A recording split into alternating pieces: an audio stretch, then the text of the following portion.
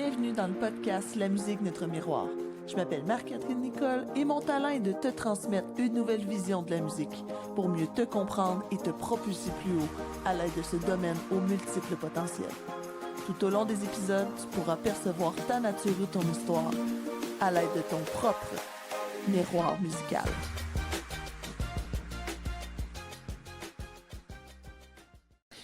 Bonjour tout le monde! Donc, bienvenue au podcast La musique, notre miroir, à l'épisode 1 qui s'appelle Une même chanson, 1000 façons de l'écouter. En fait, cet épisode-là, c'est de l'exploration, de la découverte, de différentes manières qui vont transformer ton niveau d'énergie ou tes émotions dépendamment de quels paramètres tu utilises quand tu écoutes la musique. En fait, pourquoi, si on met une chanson, mais on met 10 personnes différentes dans une pièce, la même chanson va être perçue de 10 façons différentes? En fait, ça va dépendre de beaucoup de choses, mais de 3 choses plus particulières. 1, le niveau de perception. Si jamais tu n'as jamais joué d'un instrument de musique de ta vie, tu vas avoir un niveau de perception précis, qui ressemble plus au niveau de perception générale de la société. Quelqu'un qui va avoir joué un peu plus de guitare va entendre beaucoup de subtilité de cet instrument-là quand il va en entendre. Même chose pour n'importe quel musicien dans son instrument précis. Un musicien professionnel qui a exploré beaucoup d'instruments va avoir une perception très précise de toutes les fluctuations dans la mélodie. Personnellement, c'est le niveau que j'ai atteint, mais je veux vous le partager, je veux vous le faire goûter, puis peut-être même augmenter votre niveau de perception à vous pour aller goûter les bienfaits qu'on peut aller chercher avec ce niveau de perception-là.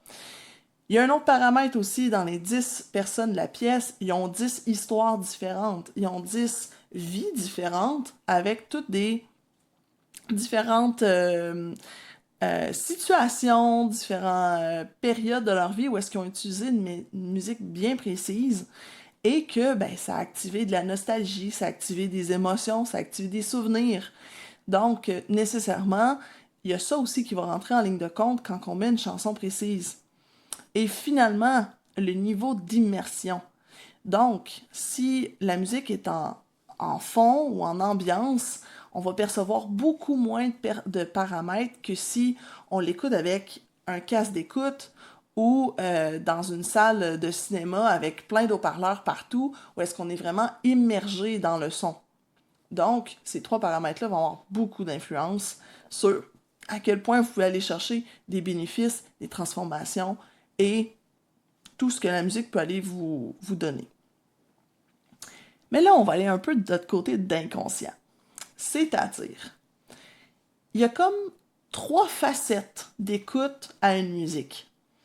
Et on va aller voir différents contextes parce que la musique fait probablement déjà partie de votre vie, donc je vais aller revoir quelques situations où est-ce que vous avez de la musique, ça a fait partie de cette situation-là. Le premier, c'est on écoute la musique par le corps.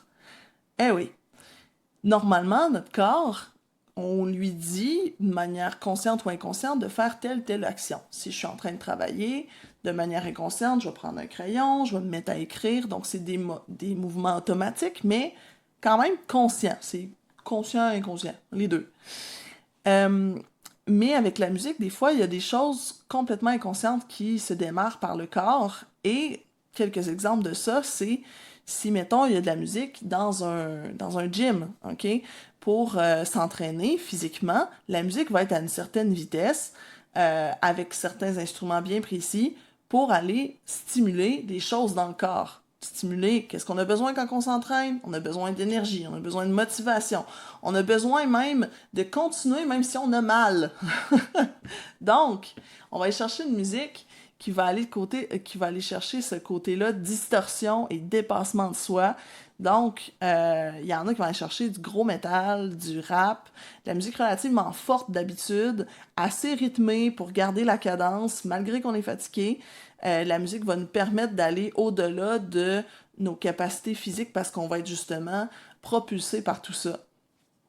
Un autre contexte où est-ce qu'on utilise le corps, c'est pour accomplir des tâches physiques. Le fameux ménage du printemps ou notre dimanche de ménage, on va aller chercher des musiques qui vont nous donner de l'engouement, de l'énergie, de la joie même, pour avoir un peu plus de cœur à l'ouvrage qu'on appelle en bon québécois ou dans le monde francophone, avoir de la joie pour faire la tâche. Donc, ça peut être aussi dans le même type de musique pour aller faire de la construction, une période de classement, de la popote, de la cuisine, des choses comme ça. Donc, ça va être de la musique pour normalement aller chercher un certain niveau d'énergie dans notre corps, danser, fêter et tout. Donc là, c'est vraiment le paramètre corps qui rentre en ligne de compte. À la limite, s'il n'y avait pas de paroles, ce serait pas grave. Les paroles vont aller même amplifier tout ça, mais on va vraiment écouter la musique plus avec notre corps dans ces situations-là. Vous remarquerez, est-ce que quand vous faites le ménage, vraiment vous portez attention aux paroles ou vous portez attention aux émotions que ça vous vient? Non, pas nécessairement. C'est d'ailleurs les deux autres paramètres qu'on va aller visiter. Donc, j'avais parlé de paroles tantôt. Le deuxième paramètre, c'est l'écoute par la tête.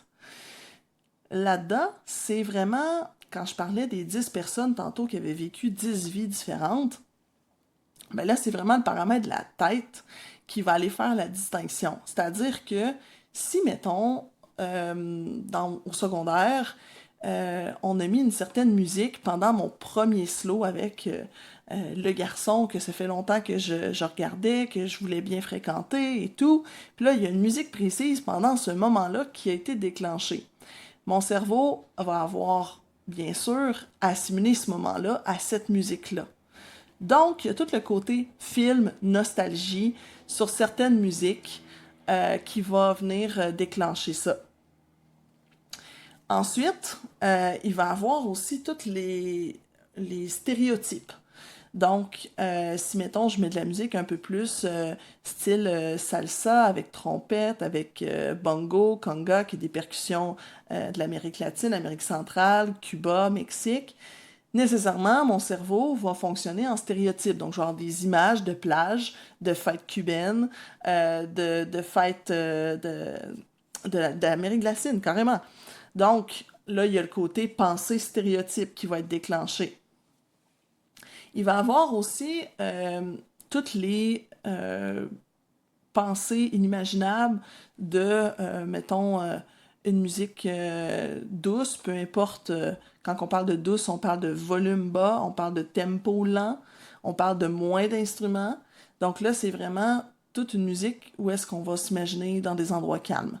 Donc les pensées, les images qui vont être détectées, c'est je suis sur une plage déserte, dans une forêt où est-ce qu'il y a du petit vent, je peux être carrément dans l'eau qui suit les vagues, et plus encore. Donc là, c'est le paramètre tête qui est activé. Donc, je vous ai donné plein de situations. Quand on essaie d'écouter de la musique douce, souvent, dans le monde 2024, souvent, il y a des images qui accompagnent parce qu'on écoute beaucoup de musique sur YouTube, donc on a une vidéo qui est accompagnée. D'ailleurs, je fais une petite parenthèse là-dessus. Faites l'expérience d'écouter de la musique sans images et avec images. Avoir le niveau, on parlait de niveau d'immersion tantôt, là. Dans mon expérience à moi et dans l'expérience de mes centaines d'élèves dans les écoles primaires et secondaires et mes clients même, je suis rendue aussi à un bon nombre, lorsqu'on prend un casque d'écoute, pas d'image, le niveau d'immersion et de possibilité de ressenti de la musique est beaucoup plus grand parce que quand on met une image, c'est comme si que là, l'association se fait beaucoup plus précise. Fait que moi, si mettons, à un moment donné, j'avais le goût d'imaginer une plage, mais là, on voit un film d'océan avec des poissons, ben, mon corps va réagir à l'océan avec les poissons. Il va avoir moins de possibilités d'aller stimuler différentes choses. Donc, je vous conseille le moins souvent possible avec des images pour aller chercher le maximum d'effets. Donc, le deuxième paramètre, c'était la tête. On avait le corps tantôt, là, on a la tête. Le dernier, bien sûr, c'est le cœur. Le cœur. Le cœur, bien sûr, on va aller chercher une musique des fois pour aller stimuler des émotions. Soit se sortir d'une émotion pas le fun, soit aller amplifier une petite joie qu'on avait déjà puis qu'on veut faire grandir, quelque chose d'agréable, ou aller connecter à une colère qu'on refoulait puis qu'on veut aller chercher. Donc, tous ces sujets-là que je suis en train de développer et que je suis en train de mettre en ligne aujourd'hui, rassurez-vous, dans les autres épisodes, on va les développer. Donc, comment faire pour aller passer plus sécuritairement et avec bienveillance une grosse émotion qu'on a tendance à vouloir refouler, mais qui serait sain d'aller vivre. C'est quelque chose qu'on va l'aborder. Nos différents besoins, que j'en ai mentionné quelques-uns tout à l'heure, on va aller les rechercher de manière beaucoup plus précise dans quelques épisodes. Aujourd'hui, on est en mode exploration. Donc, je parle de tout avec certaines lignes directrices. Donc, les fameuses émotions, la joie, la colère, la peur, la tristesse. Si on prend ces 4 pôles-là, qui sont les pôles plus générales émotionnels, ben, il y a des variantes là-dedans aussi. Donc, mettons juste la joie, si je vais de moins intense à plus intense, j'ai ravi, content, moins intense un petit peu, joyeux, emballé, enthousiaste et heureux. Voyez un peu comment mon visage s'illumine. Pour ceux qui l'écoutent seulement en audio, vous avez même pu le percevoir dans ma voix, dans l'intensité. On entendait quasiment ma joie dans mon ton de voix.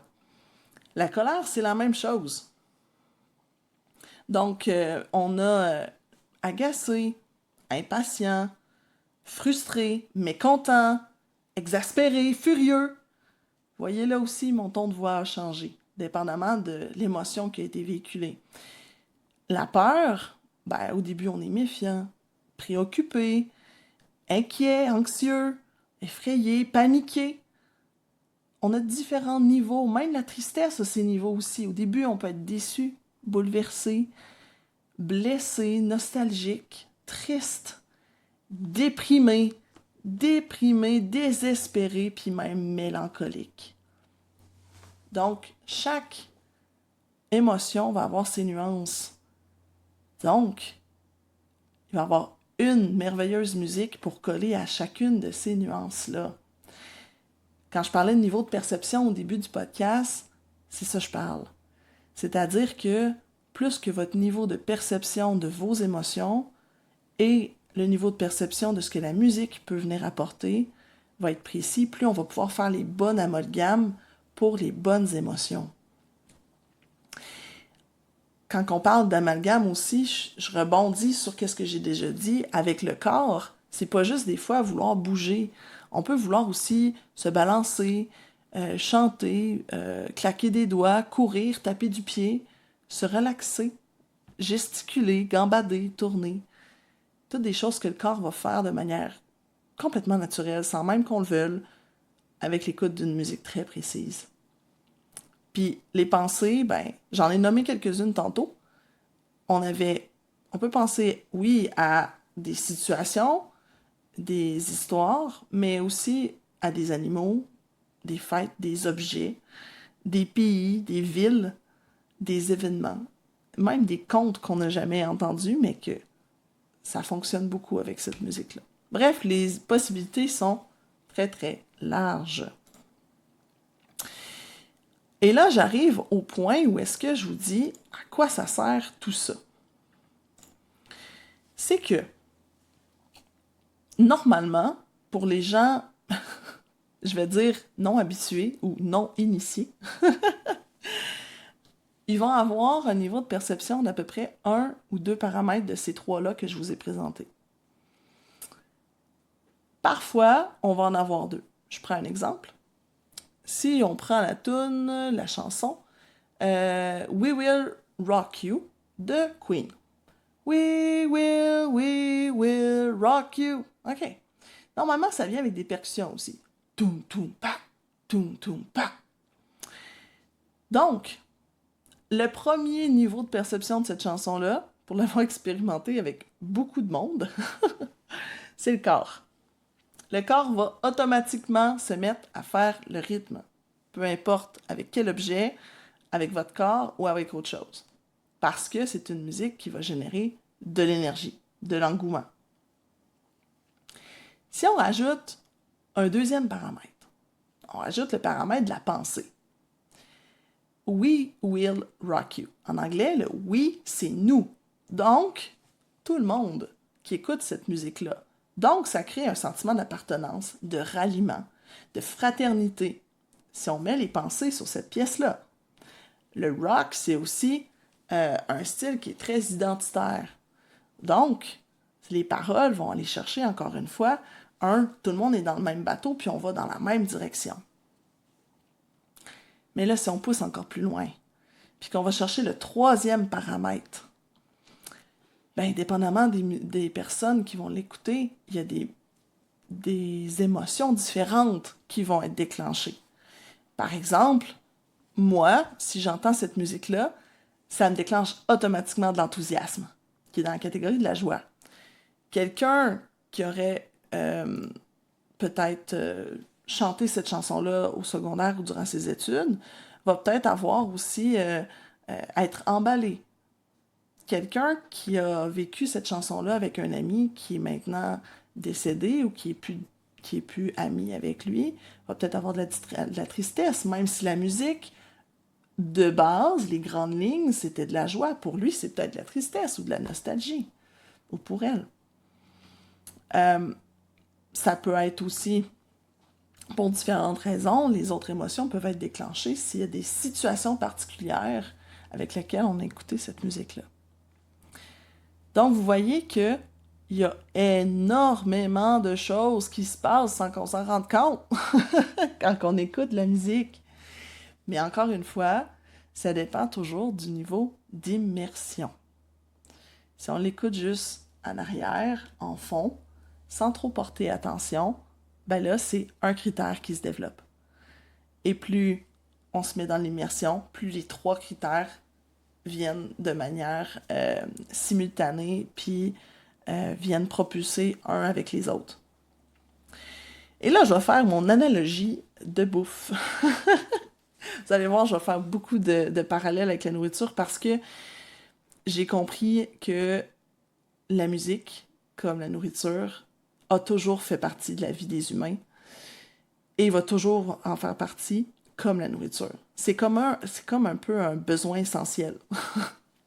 Et dépendamment de qu'est-ce qu'on va consommer à quel moment, ça n'aura pas le même impact. Comme un nutritionniste qui va développer un plan de nutrition pour un athlète, il ne donnera pas la même chose à manger pour quelqu'un qui vient de sortir d'une opération et qui a besoin d'un régime, pas un régime, mais un plan alimentaire différent. Ben, la musique, c'est la même chose. Puis je vous dirais même que ce podcast-ci va vous permettre, un peu comme des conseils de nutritionniste, de pouvoir choisir votre musique avec beaucoup plus de précision, ce qui va vous permettre d'optimiser tout ce que vous pouvez aller chercher de cet outil-là fantastique. Et le troisième palier de précision, c'est lorsque un thérapeute compétent vient l'utiliser pour créer des vraies transformations. Parce que là, ce que je vous ai parlé, c'est une manière d'écoute qui va venir faire de la gestion dans votre vie. Je m'explique, ça va venir changer des paramètres, puis ça va stimuler d'autres affaires. Ça ne créera pas nécessairement des changements profonds et durables à l'intérieur de vous. Pour ça, il faut aller chercher quelqu'un, un professionnel ou un thérapeute, dont c'est mon expertise. Et je vous le dis, on peut aller vraiment transformer les gens de manière très, très, très profonde. Parce que c'est un outil que j'ai analysé et utilisé de manière très précise. Donc, je vous partage presque tous mes trucs pour pouvoir aller le plus loin que vous pouvez avec cette merveilleuse outil qui est la musique. Moi, je trippe. Je sais pas si vous autres vous trippez, moi je trippe. Ça doit s'entendre. Donc, c'est maintenant tout pour ce premier épisode. J'espère que vous avez apprécié. Comme prévu, le prochain épisode va sortir dans prochaine semaine. Donc, restez à l'écoute et je vous souhaite une bonne fin de journée. Merci à tous. Au revoir.